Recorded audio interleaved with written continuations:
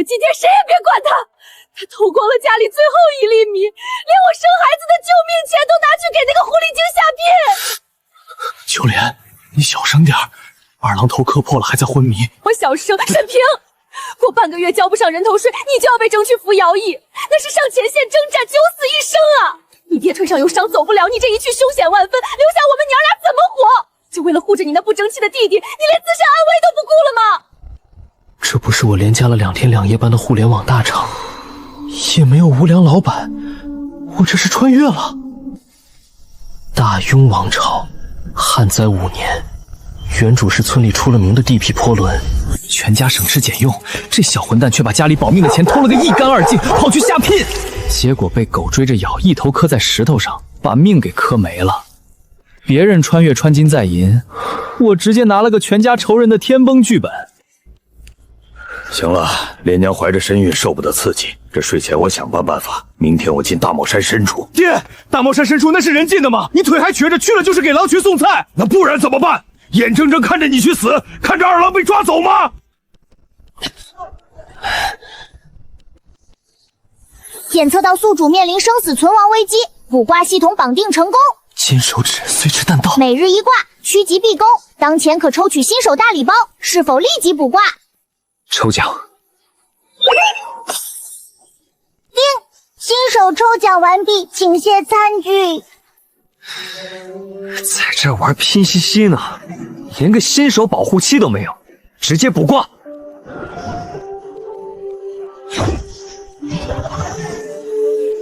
小吉，今日午时前往小帽山半山腰一处被藤蔓遮掩废弃陷阱，可白捡一只跌落其中的肥硕野山鸡。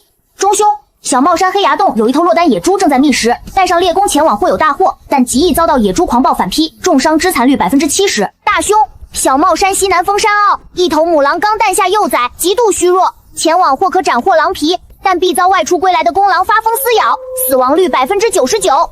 未卜先知，趋吉避凶，这才是灾荒年真正的保命神器。去打野猪，去掏狼窝，那是嫌原主死的不够透。我一个996社畜，就算继承了这具年轻身体，也不会傻到拿命去赌。我选小吉。有肉吃了。二郎，你醒了，醒了就好，快把这碗药喝了。老天保佑，娘在天之灵保佑，二弟总算没事了。这是原主造的孽，但现在这份沉淀的因果，我得扛。爹，大哥，我知道错了。一句知错顶用吗？你把家里的活命钱私拿出去讨好旁人，如今凑不齐税银，你大哥就要应征俘虏，此行9死1生，全家都被你拖累，为何偏偏是你闯下这般大祸？休要多言，如今二弟才刚苏醒，你就不能容他片刻安稳？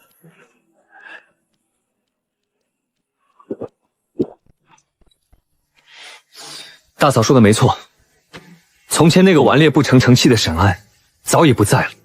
爹，大哥，你们不必进山涉险，徭役的银钱我来想办法。我在屋里躺得骨头疼，去小帽山附近转转。天黑前我要是没回来，就别留我的饭了。既然有了卜卦系统，我就不信自己撑不起这个家。二叔连背篓和铲子都不拿，娘，二叔是不是又要跑去镇上蹭肉包子吃了？小莲好饿呀。吃肉包子算什么？今天二叔先给你弄只肥鸡回来打打牙遭。二叔，今晚真的有野鸡吃吗？他已经许久未尝过肉味了。家中本就靠着沈怀山打猎为生，野味并不算稀缺。可这些年赋税徭役繁重，打来的猎物大多拿去变卖换钱，余下少量肉食也全被原主独自享用。他向来自私，从没想过分给年幼的侄女。有。把他带上防身，别逞强。这几年连年荒旱，山上猎物稀少，就算是经验老道猎户，也未必能有所收获。你要是转悠一圈找不到猎物，就早点回来。身怀卜卦系统的我，心里自有把握。二郎总算开窍懂事了，我就知道这孩子本性不坏。如今知晓家中难处，主动上山打猎补贴家用了。家里日子艰难，还不都是沈安造成的？不过上山一趟罢了，有什么好高兴的？大郎，你说沈安会不会把猎弓卖掉换钱，跑去隔壁王家村找李章商议提亲之事？不会的。二郎平日里虽说吊儿郎当，没个正形，但心里向来有分寸。话虽如此，沈怀山的脸色却格外难看。他望着沈安离去的方向，神情愈发复杂。此地已连续5年大旱，田里收成惨淡。大郎在镇上做木工活，店家又以西南边境局势不稳为由，拖欠了整整2个月的工钱。说句实在话，如今全家的生计几乎都指望这把猎弓。爹，二弟刚走没多久，我现在去追，说不定还能把猎弓拦下来。村口在东边，小帽山却在西边。任凭沈平脚程再快，也不可能追上我。可他认定我是搭乘牛车去了镇上，于是沿着乡间小路奋力追赶。他并不知道我早已往小帽山而去。早知道该带把柴刀过来。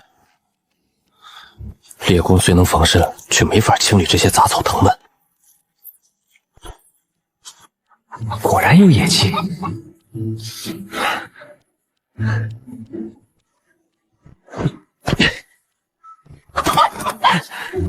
足足有3斤多重，今晚一家人的饭菜有着落了。没想到沈家家底这般单薄，10两银钱根本撑不住几日挥霍。也不知道沈安什么时候能彻底康复。等他好了，咱们再哄着他拿出家里的银钱去镇上吃喝玩乐。嘘，小点声，被旁人听见就麻烦了。他们这话是什么意思？难道原主当初意外磕伤离世，和这2人脱不了干系？村里人人都传，沈安当初磕破头颅被抬回家时，本就性命垂危。这件事咱们烂在肚子里就好，万万不可外传，记住了。不至于吧？我当初也没怎么用力，他怎么这般不经磕碰，直接出事儿了？果然如此，我之前就觉得原主的死处处透着蹊跷，今日听闻2人对话，瞬间豁然开朗。原主根本不是意外身亡，是被他们2人所害。谁在那里？张哥、王哥，没想到能在小帽山遇到你们，今天怎么没有去镇上喝酒？你是人还是鬼？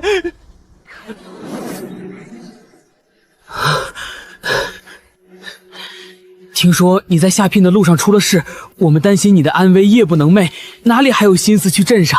不枉我们这2日求神拜佛，你果然好了。趁现在天色还早，这2日我们为你吃不着睡不好。作为兄弟，你现在好了，怎么也要请我们去镇上酒楼吃上一顿，好好补偿我们吧。是啊，这2日可累死我了。看着2人贪婪的嘴脸，我暗骂一句厚颜无耻。明知我极可能听到了真相，却还装作无事发生，甚至还要我对害死自己的他们感恩戴德，好怂恿我回家取钱请客。如果是原身那个蠢货，或许听了会感动，可我前世在外闯荡多年，什么人没见过？这2人就是市井无赖，不对，是心性恶劣至极。我倒是想，可想必你们也听到我家的情况了，实在拿不出多余的钱了。否则，我有钱又怎么会私藏着？早就约上2兄去镇上好酒好肉了。在荒年，村子里除了李正和高屠夫家，就属沈怀山几个猎户最富。5年干旱，家里有20两，已经非常多了。没想到沈家这么不经花。谁说没有钱？你手上的猎弓成色不错，拿去镇上一定能卖个好价，到时候又够我们吃上好几天了。这不行，我爹要是知道我偷偷变卖猎弓，定会重重责罚于我。而且猎弓是我家吃饭的家伙，不能卖了。瞅你紧张的样子，我不过是在开玩笑。作为好兄弟，我们就算砸锅卖铁了，也不能让你受家里人欺负了去。我们上山寻找野货，想着要是能猎到，就给你送去补补身体。沈哥你不厚道啊，亏我和金宝念着你，你却藏着这样的好货不吭声。这野鸡我们就带走了，正好你婶子最近身子虚，需要补补。谢了啊。虚情假意，道德。原身吃这一套，但我绝不吃。站住！我好像没同意让你们把野鸡带走吧？沈安，你想干什么？既然我继承了这具身体，那么张二狗和王金宝便是害死他的凶手。面对仇人，我绝不心慈手软。沈安，不过是一只野鸡，没必要剑拔弩张吧？野鸡还我，否则别怪我不客气。野鸡还我，我不想说第3遍。这2天没一点荤腥油水，这野鸡就算对半平分，我也能分到1斤半，足够吃2天了。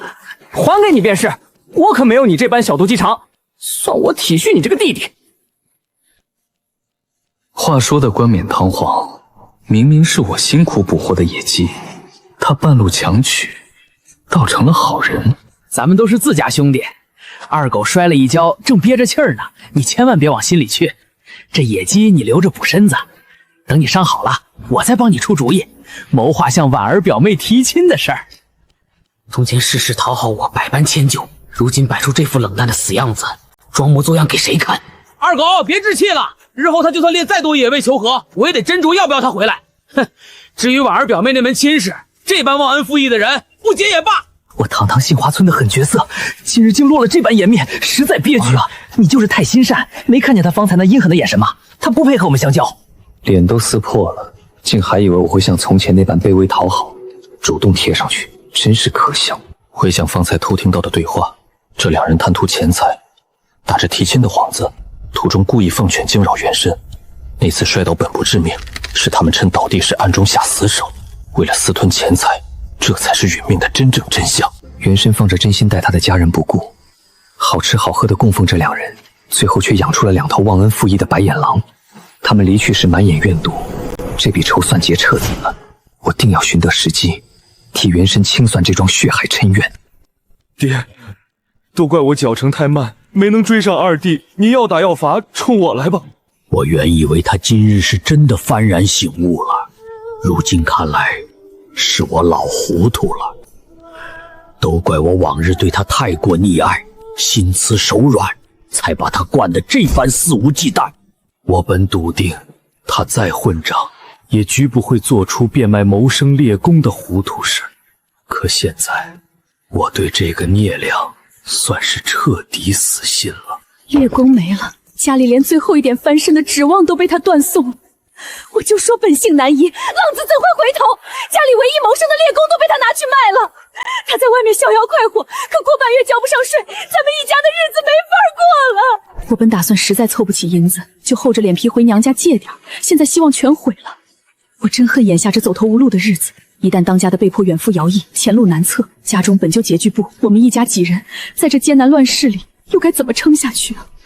二弟，你这次真的太让大哥失望了。肚子好饿，小林真的好想吃一口热饭。爹娘，什么时候开饭啊？小林好饿。开饭罢了，他若真拿钱去了镇上，此刻定然吃喝不愁，何须我们等？这顿饭就算吃进嘴里，也是如同嚼蜡。这么晚了，是谁在外面敲门？莫不是镇上收税的差役半夜来抓人了？那是二弟，他手里的猎弓还在。这是一整只野鸡，他从哪儿弄来的？各位，我没回来晚吧？他真的准时回家了，而且猎弓还在他手里。幸好这家里唯一的命根子猎弓没被他拿去变卖。我就说二郎本性不坏，人品端正，你看这不就懂事归家了？爹，大哥，这只野鸡眼看撑不了多久了，得赶紧处理，不如今晚直接宰杀炖汤吧。大嫂如今怀着身孕，正好补一补身子。他竟特意惦记着我身子虚弱，一家人能如此相互扶持，再苦也值了。孩子娘，你在天之灵可曾看见咱们的二郎知道心疼家人了，终于懂事长大了。在山上奔波半日，我实在没多余力气下厨处理猎物了。大哥大嫂，这只野鸡就交给你们去处理吧。好嘞，二郎你辛苦了，快坐着歇息，我这就去烧水。秋莲，先等等，咱们一家人能吃口饱饭就行了。这肉，二弟的心意咱们都明白，可这鸡若是拿去镇上换些粟米，全家人能多对付好半个月呢。当家的说得对，换了米，全家出一丝都能活下去。爹爹，小林不吃肉，把鸡换了米，爷爷和叔叔就都能吃饱饭啦。这就是乱世里相依为命的亲情吗？比起前世的冷暖，这种温情太沉重，也太珍贵了。大郎，这只鸡留着炖汤，全家人一起好好补一顿。可是爹，这换了粮食，这是二郎辛苦狩猎的野味，猎户的规矩，狩猎不卖。他既开口要留给家人吃，便无需多言。况且这鸡撑不到去镇上了，死后无法正常放血，肉质腥涩，根本卖不上好价钱的。一只鸡算什么？只要他彻底改掉跋扈的性子，肯踏实打猎，这就比千金还贵重。只要人勤快，咱们家门口群山环绕，何愁日后没有猎物？一家人总能熬过这荒年的。大郎，听爹的，拿去炖了，今晚全家开荤。大哥，你再磨蹭，今晚我要是吃不上这鸡肉，我就直接把猎宫卖了换酒喝。这般流氓性子果真不好演，还得挨打。这等混账事儿，他一犯浑，绝对干得出来。这猎宫可是全家的命根基，万万不能让他给卖了。赶紧杀了炖上，绝不能让他动卖宫的念头。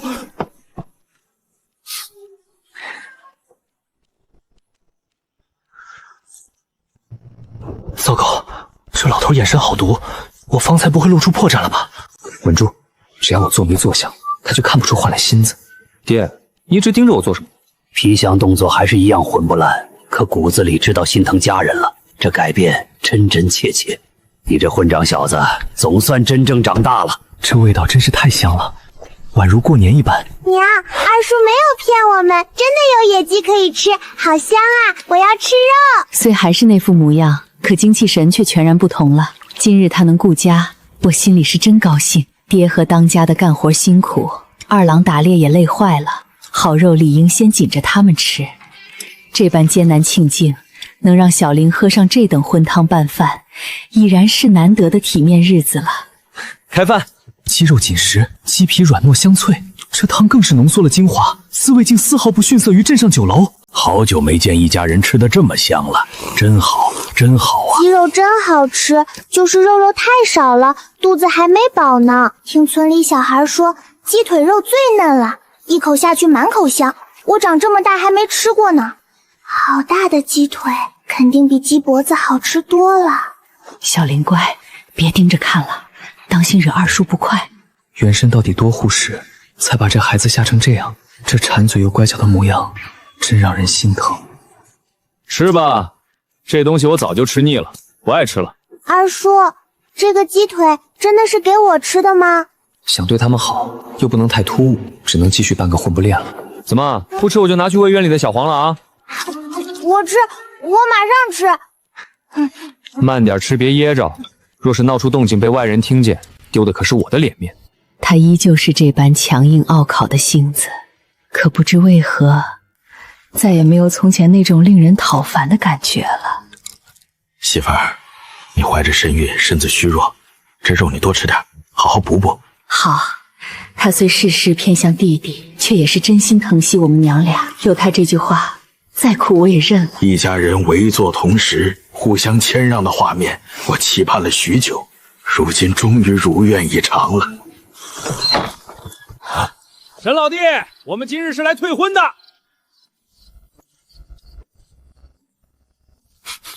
好浓的肉香，这味道，看来王金宝说的没错。果然猎到了野鸡，竟丝毫不曾送来王家孝敬我，如此不识抬举，格局狭小，这等品性顽劣之辈，终究难成大器。这婚退定了。沈老弟，今日之事别怪我薄情寡义，要怪就怪你儿子品行不端，顽劣败家。婉儿是我唯一的女儿，我绝放心将她托付给这般不思进取的人，受尽清奔苦苦。当年我拼死保下你长子的命，如今你家长子高升，便要翻脸不认人了。王老哥快坐，外界传言多有不实，你切莫轻信流言蜚语。你看，今晚这野鸡便是二郎今日进山辛苦猎得的，他早已改过自新了。哼哼，令郎的所作所为早已传遍十里八乡，沈老弟不必多言，今日这婚事我退定了。陆氏愣着做甚？快去烧茶待客。大哥，你也前去帮忙。可是爹，二弟他还不快去！你媳妇身怀身孕，行动本就不便。王老哥切勿动怒，婉儿，你自己心中如何看待你与二郎的婚约？婚姻之事，父母之命，媒妁之言，我听从父亲的安排。借着原身的偏爱屡捞好处，如今便急着撇清关系，这等趋炎附势的村姑，白送我都不稀罕。婉儿，伯父向你保证，你若嫁入沈家，定不让你受半分委屈。二郎若再犯错，我第一个不饶他。这出满天要价的烂戏，我看你们还能怎么演下去？婉儿，只要你肯嫁入沈家，往后家中所有银钱积蓄，尽数交由你掌管，你看可好？王老哥，贸然退婚，传出去也会有损婉儿的名声，此事还望你再三斟酌。火候差不多了，是时候开嫁了，不必多说这些空话。沈家若是想保住这门婚事也可以，即刻将当初约定的20两聘礼悉数交出，否则这桩婚事就此作罢。他明知二郎把积蓄挥霍一空，这是故意坐地起价，可家里如今连20个铜板都凑不出啊！王老哥，眼下正值农忙，望你宽限几日，待秋收落幕，我定备好20两聘礼登门。不行，当初婚约早已定下规矩，岂能随意更改？你家如今连20两都拿不出，我怎敢将婉儿托付给你家二郎？只要你肯宽限10日，届时我备好25两聘礼，绝不食言。只要变卖家中仅剩的2亩黄蹄，我在常年上山涉猎，勉勉强强也能凑齐了。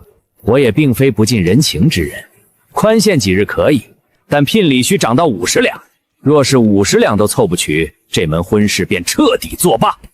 就算卖尽全部家产，也只够50两。王家这是铁了心要逼死我们，刻意折辱，漫天要价。既然你们连脸都不要了，那就别怪我掀桌子了。哎呀，50两怎配得上婉儿？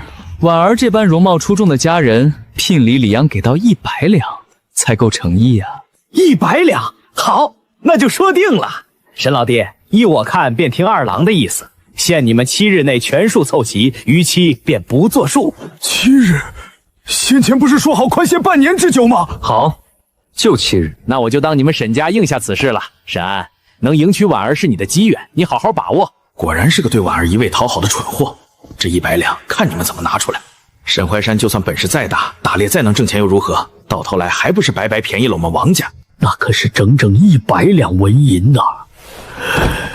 短短7日时间，他去哪里筹措这般巨额银民？就算把家中所有田地尽数变卖，砸锅卖铁，也根本不可能凑齐这笔天价。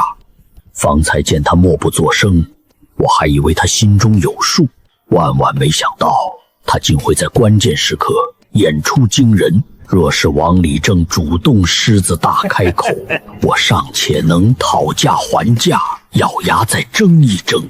可这天价聘礼是二郎自己主动开口应下的，我这个做父亲的又还能多说什么？蠢货！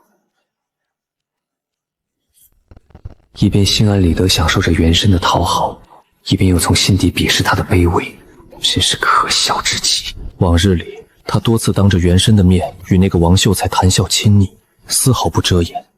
原身在外执拗张扬，在这个女人面前却怯懦退让，就算满心憋屈，也生怕惹得她不悦，真是可悲。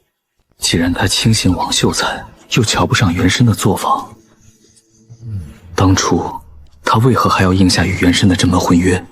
这里面一定有诈。100两，完了，这下彻底完了。半月后还要缴纳20两赋税，我本打算直接去服徭役，省下那20两，再四处拼凑几两碎银，勉强能过关。可他一句话，硬生生将聘礼抬到了100两。是我天真，竟会相信他彻底改过自新。当家的，你别把自逼得太紧了，你适时让着他。我懂你是为了婆婆的遗愿，可是这100两的天价，这日子怎么熬啊？爹娘，你们别难过，小玲以后少吃点，一定能省出钱来的。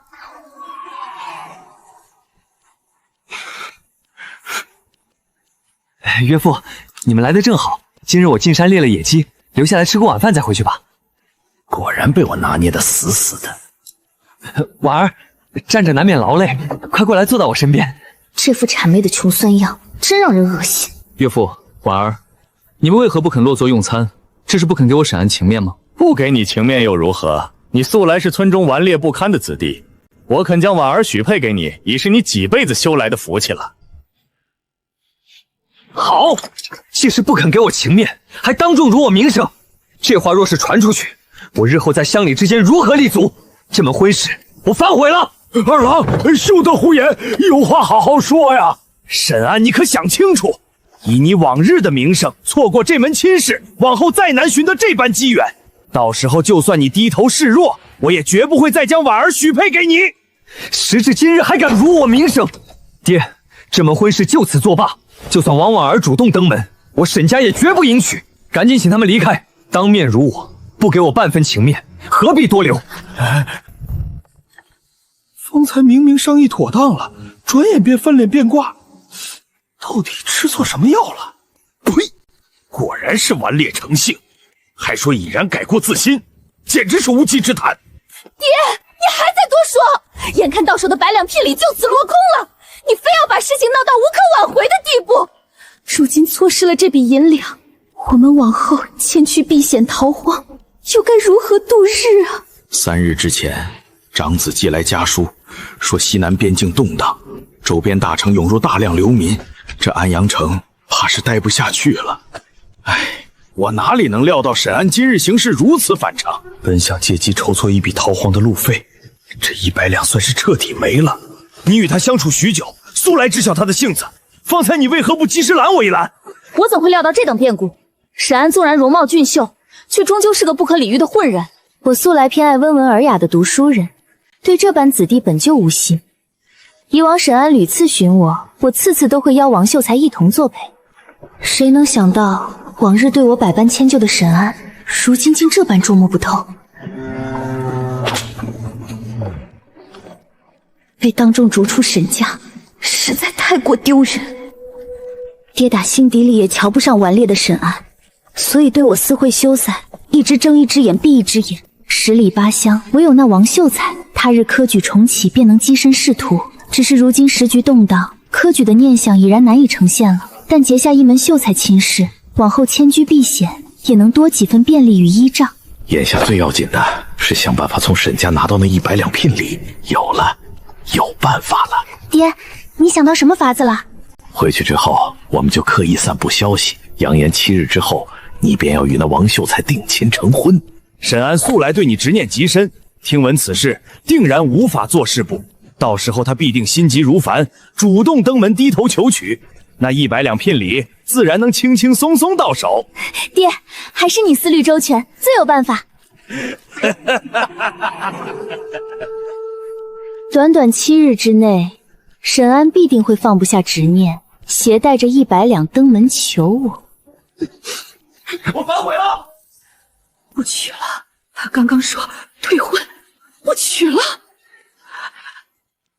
孩子他爹，你方才听清了吗？往日里他执拗极端，执意非王婉儿不娶，甚至屡次为了那女人与家里争执决裂。如今他竟主动开口退婚，我莫不是出现了幻听？疼！你好好掐我做什么？原来我没有听错，小叔子他真的不娶了。那之前定下的100两聘金约定，自然也就不作数了。婚是退了，可把李正得罪死了，后续怕是麻烦不断啊。二郎，婚嫁乃是终身大事，万万不可戏言。你可知自己方才所言意味着什么？孩儿自然清楚，我心意已决，断然不会再娶王婉儿。爹，我过往行事荒唐，顽劣任性，此番死里逃生，已然彻底醒悟，我是真心想要改过向善。那王家福今日登门，只为钱财，这般贪恋浮华的女子，不娶也罢。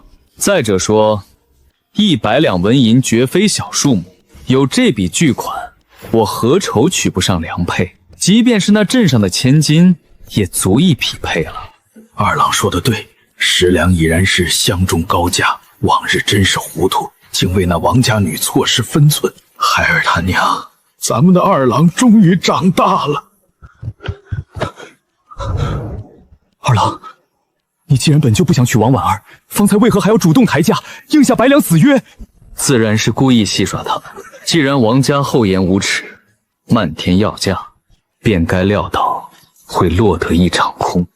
今日之事一旦传开，乡里都会知晓他家索要天价聘礼，往后谁人还敢登门求娶？二郎，还是你聪慧机明。那王婉儿本就并非良配，你放心，往后我和爹定为你物色个胜过她的好姑娘。大哥，我的婚事暂且不急。二郎，我不是有意诋毁旁人，只是一时口无遮拦。大哥无妨，想说什么直言即可。眼下我无心谈及情爱，如今家中头等大事是筹措20两赋税，渡过难关。20两赋税，拖不得了，只能拼这把老骨头了。我的腿伤已然大好，明日便进山狩猎，半月内定能凑齐。不行，爹，伤筋动骨100天，若腿伤反复落下病根，得不偿失。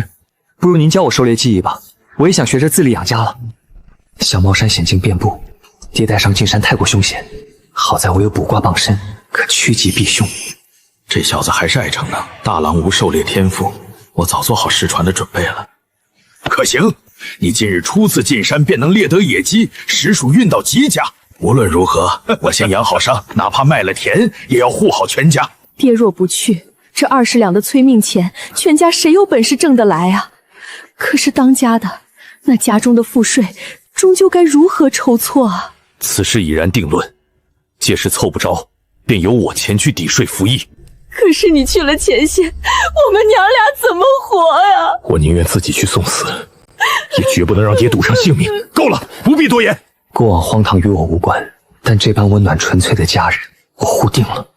常规手段肯定行不通，这20两只能靠他了。明日又可开启卜卦，盼能求得大吉，化解这困境。昨夜跟着老爹学打猎，直到半夜，真困。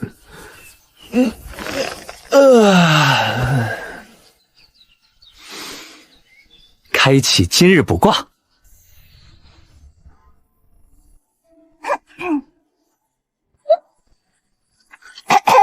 今日运势平，3卦已出。小吉，沼泽山坳内有株3年份人参，今日前往采挖，可有不菲收获。不菲收获，看来这人参能卖个好价。小兄，黑崖洞内有头落单受伤的野猪，可携猎弓前往，需谨慎防备野猪反扑。等等，地点还是昨天的地点，并未刷新。大兄，西南风母狼刚产下3只幼崽，极易遭母狼护崽以及公狼折返偷袭。播报完毕，宿主，您今日要选哪一卦？原本还想靠着每日刷新的机缘，凑齐那20两纹银呢。算了，如今这份指望落空，只能稳扎稳打了。野猪受伤了，所以它的危险等级从昨天的中凶降到了小凶。原来卦象会根据山中猎物状态和我的实力，实时动态更新。以我目前浅浅的身手，对上受伤野猪虽不致死，但也毫无胜算。猎杀所得不过1两银子，一旦受伤，疗伤耗费恐怕得不偿失。相较之下，第一道吉卦采挖人参显然更为稳妥。我虽不知人参具体市价，可既然系统特意着重提示了不菲，想必此物价值定然不低，足够缓解家中窘局了，就选它。二郎，你这是要进山打猎，先吃过早饭再去吧。今日竟起得这般早，看来他是真的蜕变了，定是被退婚伤透了心。日后我定要好好为他张瞒婚事。哎，大嫂，我不饿，先进山一趟，早饭不用等我了。二郎，你又要进山，家中赋税的事你不必忧心，船到桥头自然直，我和爹定会想办法解决。大哥，和家中的那些琐事无关，是我自己想早点进山，再碰碰机缘。那也不必这般着急，先吃了早饭，我陪你一同进山。大哥别去了，大嫂临近生产，身边离不开人照料。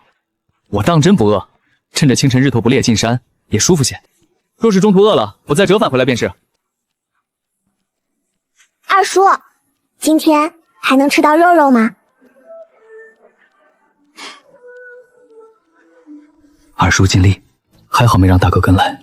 这要是被他一同跟随，我直奔人参而去，极易引人猜疑，无从解释来历。系统是我最大的隐秘，即便是至亲也绝不能外露。杏花村已然连续5年遭遇旱天了，即便起了大早，这体感起码也有40度了吧？才刚走到山脚，这一身衣衫就被汗水彻底浸透了。有了昨日的经验，得先快速确认四周无人跟踪。很好，很安全，不能再耽搁了。径直去卦象指引的那处山坳，搞前要紧。走了1个半时辰，感觉整个人都要被烤干了。好在终于抵达了这片干涸的沼泽区域。这老树荫底下长着些许苔藓，土质明显比别处松软湿润，必定就是系统指引的人参位置。长途跋涉体力消耗太大，待歇息恢复了再动手。老话不虚啊，宁可信其有，不可信其无。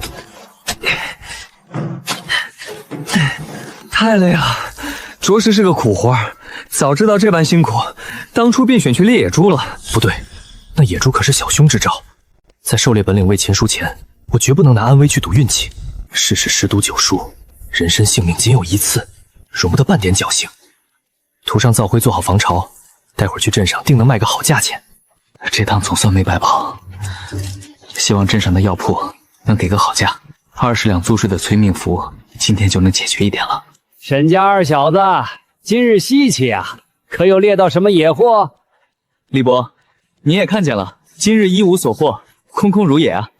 他竟叫我李伯，往日他对我向来轻狂无礼，这小子真转性了。二郎别泄气，这大旱天的，山上本就没猎物了，你肯吃苦就难得啊。一群等着看笑话的长舌妇，没必要跟他们争辩。张守教训的是，二郎受教了。郑大娘心善，往日没少帮扶沈家，这份恩情得记下。真是稀奇，沈家这二小子看来是真的改过自新了。只可惜眼下正逢鸟税关口，差的那20两，怕是不好过呀。看二弟累成这样，当真越发懂事了。二叔，今天没打到猎物吗？今晚吃不上肉了。小玲，不许乱说话。进山打猎哪能次次都有收获？快去给二叔倒碗水。浑身全是臭汗，待会儿还得去镇上，必须洗个澡。当家的家里水勉强只够今日3餐了，能找李治提前去老井打水吗？连年大旱，这年头买1桶水居然要10文钱，水比肉还贵了。大哥，别去求李正了，我们出钱再买2桶，等我从镇上回来一并结清。你去哪里凑钱结账？那株人参能换不少银钱，买2桶水算什么？你不必多问，嫂子临产在即，多备清水总归稳妥些。二郎说的在理，大郎，你就听你弟弟安排吧。终于活过来了，走，去镇上销赃换钱。拿着这些钱去李正家租牛车，烈日徒步太苦了，路上多加小心。如今连年大旱，世道不稳，若是天晚了，便在镇上留宿，切莫走夜路。爹放心，孩儿定会尽快赶回来，让这个家好起来的。沈家小子，今日怎么不见你和张二狗同行，独自租车去镇上？李正叔，我已与他们划清界限，往后绝不再做顽劣出格之事了。李正叔，他竟这般尊称我，看来沈家二郎是真的改过向善了。怎么回事？镇上的外来流民明显增多，这气氛不对劲。这位老哥，冒昧打听一下，镇上为何多了这么多流民？林地城池突发动荡，大批百姓四处逃难，我也是侥幸逃到此地啊。当地官府未曾出面安置维稳吗？流民太多，官府根本管不住。小兄弟，这世道愈发不稳了，早做打算吧。别多聊了，粮草已置办妥当，赶紧赶路，时空生变。原以为只是连年大旱导致民生艰难，局势竟远比预想的更为凶险。难怪王理正定然早早听闻了流民四起的消息。他昨晚借机抬高聘礼，步步紧逼。王家分明是想在逃难之前把沈家当冤大头，借机狠狠敲诈一笔路费盘缠。这笔算计我牢牢记下，来日必定一一讨回。但这片石地已不宜久留，当下局势不明，我必须尽早筹钱，护住全家安稳，提前做好避险准备。掌柜，你这里收人参吗？我手里有一株上山挖的。收的，小兄弟拿出来我看看品相。整株完整，根须无一损伤，这保存手法太专业了，根本没法刻意压价。这参仅有3年，我按2等给你算，5两235文，可否？5两，这哪里是颇丰，简直是意外之喜。不行，我要10两银子。小兄弟，哪有你这么淫价的？直接翻了将近1倍。你只需说收还是不收？哎，收自然是收的，可这要价实在……哎，小兄弟，好商量，我退一步，7两银子成交。8两银子，这已经是我的极限了。8两半，这是最高价，愿意卖就成交，不愿意拉倒。成交，但我不要8两半，给我8两银子即可。剩下的半奖，你免费送我2瓶外伤药膏，买卖敲定。年轻人，我怕你了。外伤药用料珍贵，我最多送你1瓶，再给你8两银。必须2瓶，掌柜不吃亏。往后我若再挖到优质山参，定然优先送到你店里售卖，如何？行，我依你。日后有好货，一定要优先卖给我。年轻人还是嫩了点儿，这参的赚头可不止这些。快去员外府传话，这株极佳的山参15两银子便可出手。农忙世界竟有大户批量购粮，定是听闻了动荡风声，趁梁家卫长提前囤积。我衣着朴素，购置粗粮最为低调，绝不能引人瞩目，得赶紧了。老板，来1式素米，1式粗面，半轴细面，再称10斤细盐。好嘞，小哥，总共1两7钱，零头给您抹了。食盐是保命刚需，这钱绝不能省。该多少是多少，劳烦半个身后送到镇口老榕树下。不可在一家店铺里把所有的粮食都买齐，分散多家采买，方能低调稳妥，绝不能惹人瞩目。足足花了3两多银子，这钱当真是不经花呀。但灾年当下，看着这满车的粮草，心里总算是安稳踏实了。回家。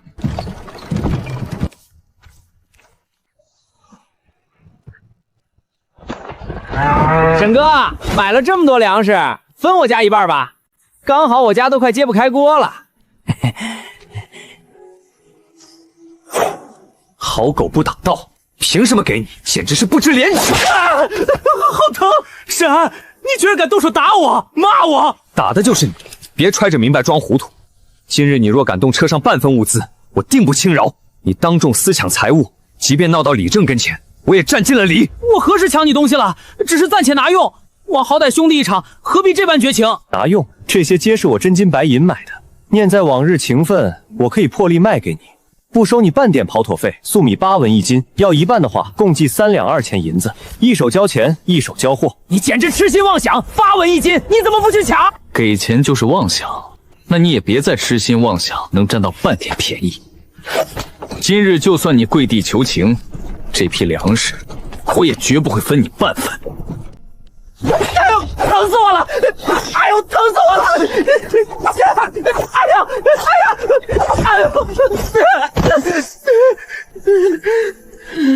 好狗不挡道，立刻让开！我就不让！有本事你就直接扬过去！既然被我撞见了这车粮草，便该有我一份。哼，既然如此，那便是你自找的。停下！快停下！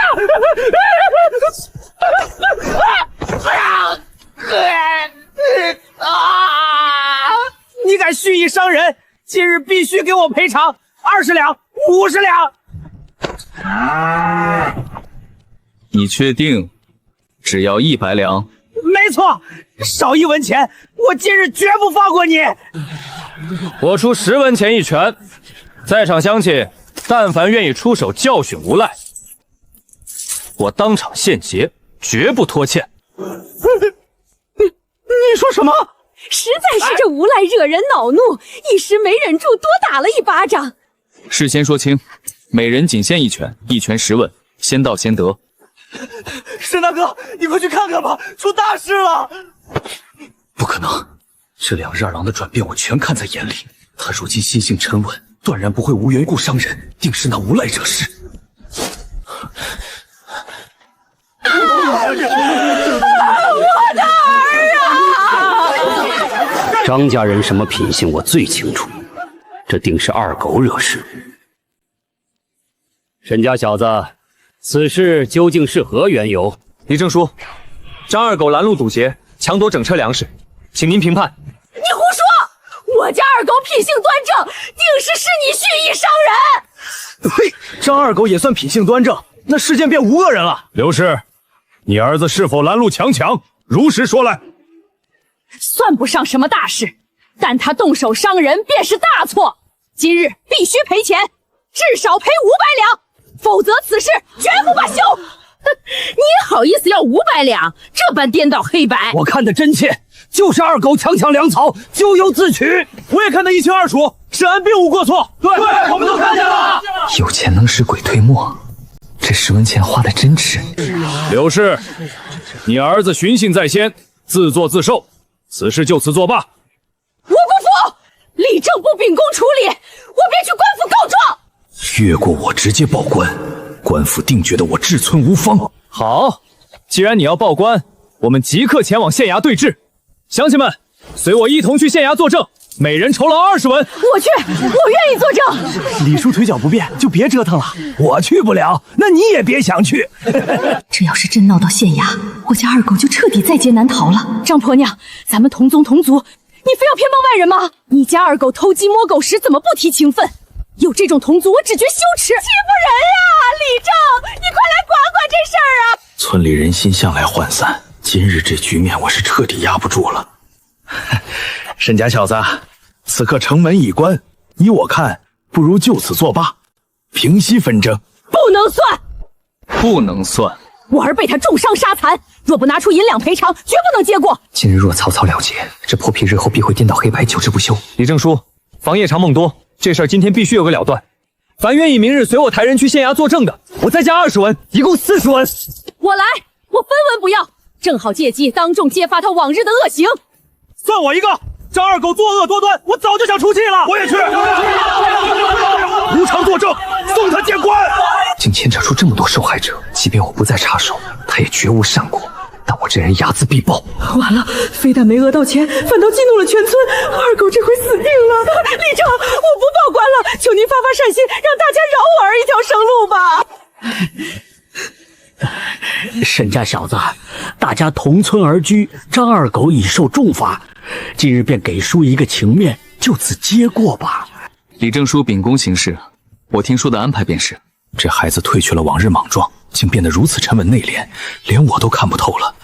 天色已晚，大家散了吧。往后他若再敢为非作歹，我定押送官府。这老狐狸拿我做顺水人情，拉拢人心，不过也罢，目的已然达到了。刘氏，光天化日之下，你竟敢欺负我弟弟年少，上门讹找我沈家！我可没动手啊！大家都看见了，别想讹我。大哥，你怎么过来了？我听闻你在村口起了争执，生怕你吃亏，可有哪里不是？我没事，大哥，我有要事想和你细说，我们先回家吧。这么多粮草，你从哪儿弄来的？好，我们回家。二郎，你从哪儿得来的银钱，买下这么多粮食？大嫂，这里有野味、猪肉和排骨，晚饭劳完你安排。哎，好嘞。爹，我正有事要细说，等卸完粮，我和大哥去你房里。二郎神色如此凝重，定是外面出了天大的变故。好，二郎，到底是什么事儿？非要躲在屋里细说，在外边说都不行。大哥，此事事关重大，暂且不能让大嫂小妹知晓，免得徒增慌乱。爹，大哥，今日我上山挖到了人参，这整车粮草便是卖人参换的。这些是剩下的银两，还有2瓶外伤药膏。8两银子，他竟然一天就赚到了我们10年的积蓄。如今世道已然不同，各处隐隐动荡不安，很快便有大变。今日我在镇上明显发现流民大幅增多，我偶遇一位逃难商贩，西边城池局势大乱，当地百姓四处奔逃，秩序已经彻底崩溃了。西边崩溃，那咱们这毗邻的城池屏障根本难以长久安稳啊！此事宁可信其有，这便是我倾尽所得，大肆囤积粮草的缘由。我们别无选择，必须提前筹谋，早做避险准备。二郎说的对，这乱世真的要来了，躲不掉了。二弟，你当真没有听错消息？这太可怕了！千真万确，事关全家老小性命，所以我才倾尽积蓄买粮。我常年待在村中，实在难以想象，这天竟然要塌了。二郎，爹信你，无论局势如何，家中囤足余粮便是上策。大郎，那些流民被天灾逼入绝境，早已不能用寻常理看待了。爹，那我们接下来该如何是好？二郎心思缜密，你怎么看？爹，我的建议是，全家即刻筹备，举家搬迁避祸，暂抛开动乱不谈。村中老井日渐枯竭，还能撑多久？此地早已不适合长居了。秋莲有孕在身，这事儿绝不能再拖延观望了。爹支持你，必须赶在局势恶化前囤足物资，做好万全准备。动乱蔓延过来，最快也要3日，咱们还有时间筹谋两手准备。大哥，你是木匠，嫂子随时临盆，路途变数极大，劳烦你3日之内务必赶制出2辆手推车来。3天做2辆，这工期实在太过仓促了。没问题，我拼尽全力赶工，一定按时做好。爹腿上有伤，大嫂临产，全靠推车根本走不远，必须得买2辆牛车。可1架牛车就要20两白银，家里只剩不到4两银子了。我的命运必须握在自己手里。我在县城有几位老友，明日二郎随我去县城探探局势虚实。二来县城粮价低，可多囤物资。大郎留家造车。太好了，去县城占卜，机缘定然比村镇更有价值。可以，未完成的卦象不会刷新，必须今晚把它清了。爹，这2日我在山上发现一头落单受伤的野猪，趁着明早才走。不如今夜我和大哥上山将它猎回，多存些干粮。好，现在就走。你们2个暂且站住，那野猪是你们能碰的？野猪即便受伤也凶险万分。届时我喊上高屠夫与一众猎户一同前往。难怪是小兄，爹这般高手都如此谨慎，我真是小看他了。听爹的。爹，逃难的事，我想带上秋莲的娘家人一同避难。可以，明日你通知他们提前囤粮，届时相互有个照料。爹，逃难之事，我们是否告知李征说，让全村一同结伴？号召全村不妥，相邻故土难离。若外界未波及本村，沈家定遭排斥非议。二郎还是心太善了，村中各家贫富不一，粮草耗尽必定生乱。爹以为我是在发善心，乱世之中哪有什么善心可言？爹，若是路遇歹人劫粮，对方是挑孤身逃难的一户劫，还是劫抱团的队伍？那定然是挑一户人家下手。二郎，我说的没错吧？没错，全村沾亲带故，就算有人生贪念，也不敢当众作恶被驱逐。爹懂你用意了，多一人结伴，便多给咱们家添一份自保之力。吃完饭，我便去找李正细说此事，哪怕只有几户愿意走，爹也必定说服他们。大哥，你去邀约高屠夫与猎户，来家商议今夜猎野猪的事。好，我这就记下。咱们先去吃饭。这钱是你凭本事得的，你自己收好。爹收好，明日拿去采买粮草。前些年是我玩叶，未尽孝心。二郎是真的长大了，往后这个家有指望了。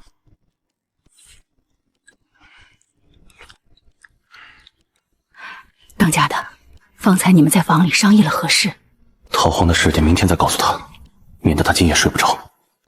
今夜我要和二郎跟高屠夫他们去猎野猪，吃完我就去请人。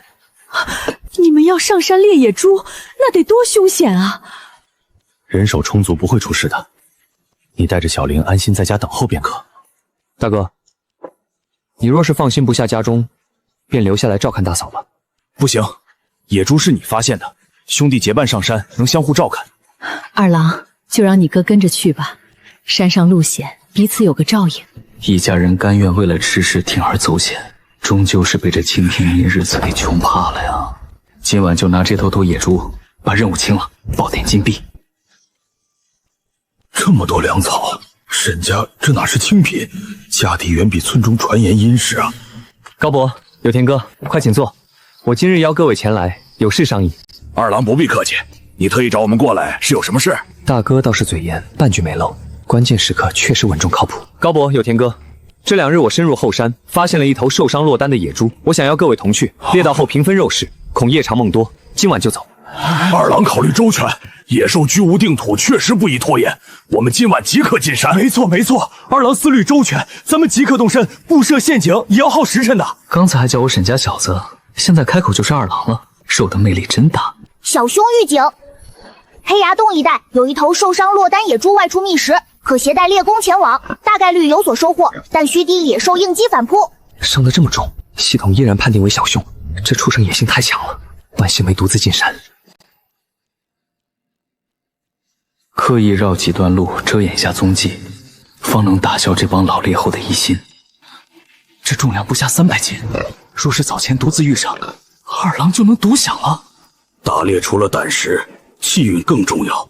这小子随便一逛就能创建这等巨兽，当真邪门。此地太小，一旦野猪受惊发狂，根本无处躲闪。垭口地势太险，在这捕猎太过凶险。我提议将野猪引出垭口，去平地动手，如何？那该如何稳妥引它出来？野猪许久未进食，我们抛洒玉米粮食，便可以引它主动走出来。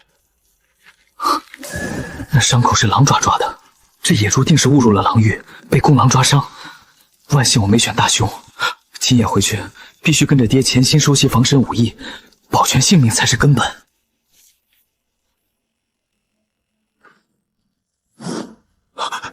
糟了！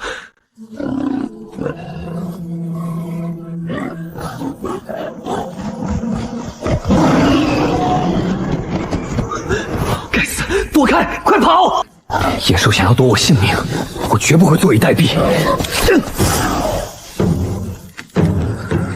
既然要死战，那就来比比谁更狠。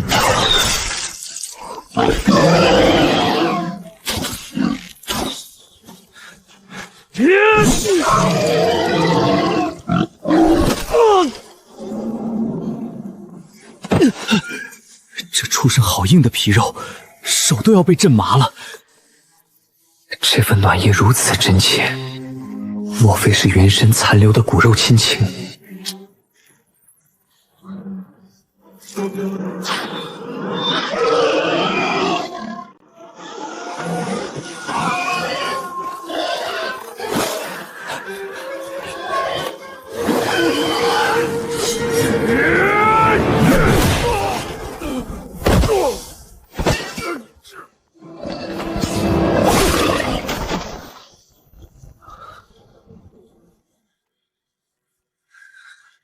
这哪是全靠气运？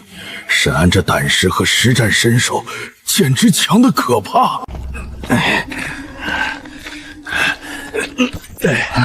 沈二娘年纪尚轻，这等重活交给我们处理即可。你歇着。我1米8几的个头还要修养，之前怎么不见你们这般客气？虚伪！二郎莫见外，乡亲们搭把手加快速度，只求分点猪下水可行。大伯是真心帮忙，还是惦记着野猪肉？心知肚明。既然是无偿帮忙，我便不拦了。刀给你。沈家小子恃强欺人，持刀伤我，今日不给肉陪葬，我不走了。沈安，你太过分！前日打伤二狗，如今又伤长辈，上梁不正下梁歪。这帮人我记下了，日后全村结伴逃荒，绝不带这些烂人同行。张大叔，你确定手指被我割伤了？自然受伤。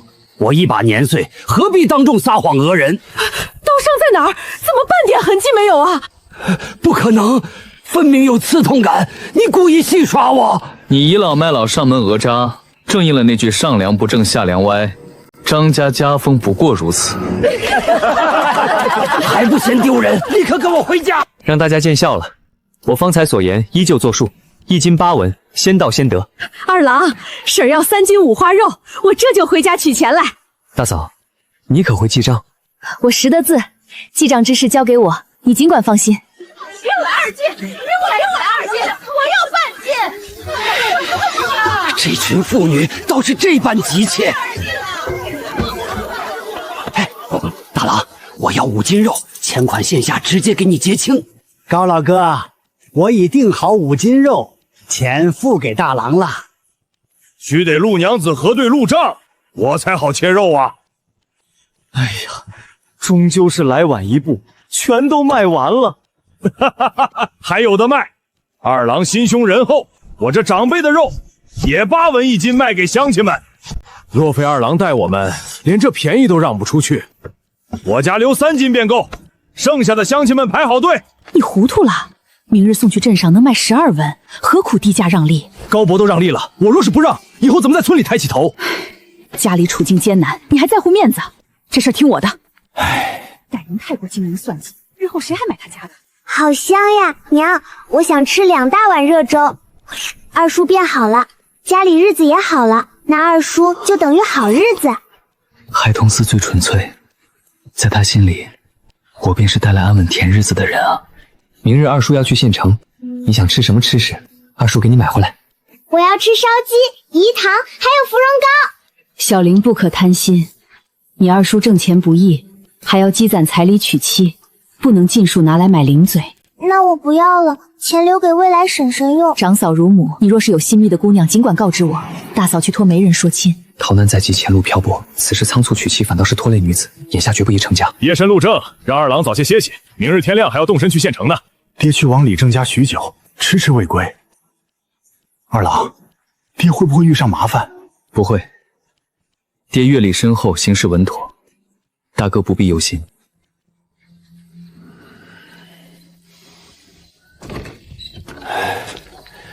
爹，李振书那边商议如何？进屋再说，切莫吵醒大哥一家。事情敲定，明日李正随我们进城核实灾情，若属实便通报全村逃难。方才我见你在扎马步，爹，逃难前路艰险，我想重新跟您修习防身武艺，可以吗？好，好，好。往后每日卯时随我站桩，持之以恒7日，我便教你拳脚。我没胃口，满心都是村落逃难琐事，心绪郁结，吃不下东西。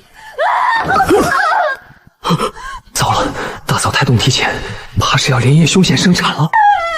爹，不好了，秋莲破水要临盆了！怎么这般仓促？遇事慌乱失态，成何体统？我方才告知他逃难之事，他受惊动了胎气，眼下该如何是好？别废话了，立刻去请稳婆上门。大哥留在家中照看，我脚程快，我去请张婶。快去上热水，储备越多越好。幸亏二郎思虑周全，若是没这2桶水，今夜秋莲就危险了。